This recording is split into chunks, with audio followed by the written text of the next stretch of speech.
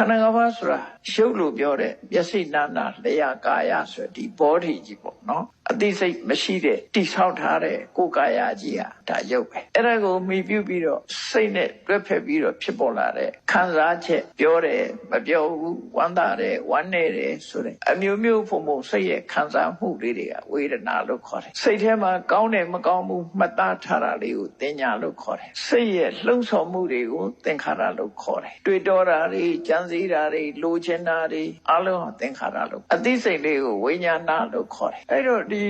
ရုပ်ဝေဒနာသင်ညာသင်္ခါရဝိညာဉ်လို့ဆိုတဲ့ဒီရုပ်နဲ့နာဒီနှမျိုးတည်သူ့အကြောင်းနဲ့သူဖြစ်ပြီးပြတ်သွားကြတာကြီးပဲသာဝရတီးနေတာတခုမှမရှိဘူးနန္တရားတွေပြတ်တာကအမတမသိတာနန္တရားတွေပြတ်တာအမတမသိတာဒါပေမဲ့လူတွေဟာဆွဲလန်းတာနန္တရားကိုဆွဲနေကြတော်တော်ဆွဲတာနန္တရားကြတောင်ဘွားထီအောင်ပါတယ်လို့ထင်နေကြဒါကြောင့်ဝိညာဉ်ဆိုပြီးတော့ဆွဲနေကြဗျအသိစိတ်ပေါ်မှာဆွဲတယ်ငါရဲ့အသိစိတ်ငါရဲ့မှတ်ဉာဏ်ငါရဲ့ခံစားမှုငါရဲ့ကြိုးပမ်းအထောက်မှုဆိုတာတွေကိုလူတွေပို့ဆွဲလန်းကြရုပ်ခန္ဓာကြီးကတော့တော်တော်လေးကြာအောင်ရုပ်ဆိုတာမွေးဖွားလာပြီးတဲ့နောက်မှာ10နှစ်ဒါကလေးရွယ်ဟိုငယ်သေးတယ်လို့လူပြိုတယ်လို့ထင်ကြအဲ့ဒီကနေတနေ့ပြီးတနေ့ရင့်လာတယ်အမှန်တော့ရင့်လာတာကိုကြီးလာတယ်လို့ခေါ်ကြတယ်ကလေးငယ်ငယ်လေးကနုနုဖတ်ဖတ်ကလေးလေတိုက်အစားအစာရာသီဥတုနဲ့တချီလာနုဖတ်ရာအနေပြီးတော့ဖြည်းဖြည်းဒဏ်ခန်းနိုင်လာတဲ့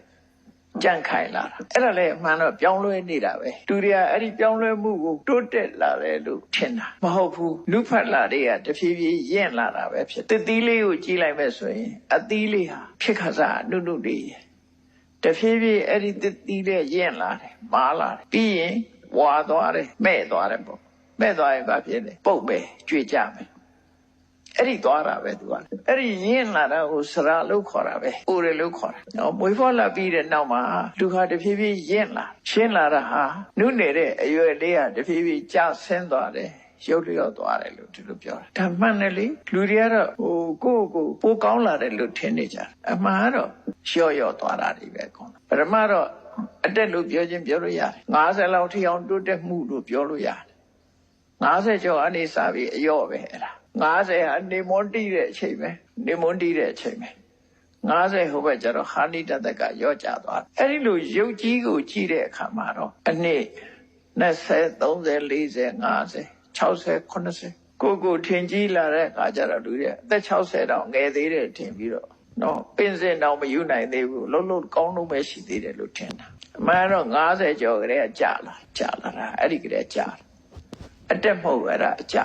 တချို့ကျတော့ကျမရေးချင်းတွေက30ကျော်ကလည်းကြာတာပဲ40ကလည်းကြာတာကျမရေးချင်းတွေကြောင့်လည်းကြာတာအဲ့တော့လူတွေကကိုကြာမှမသိ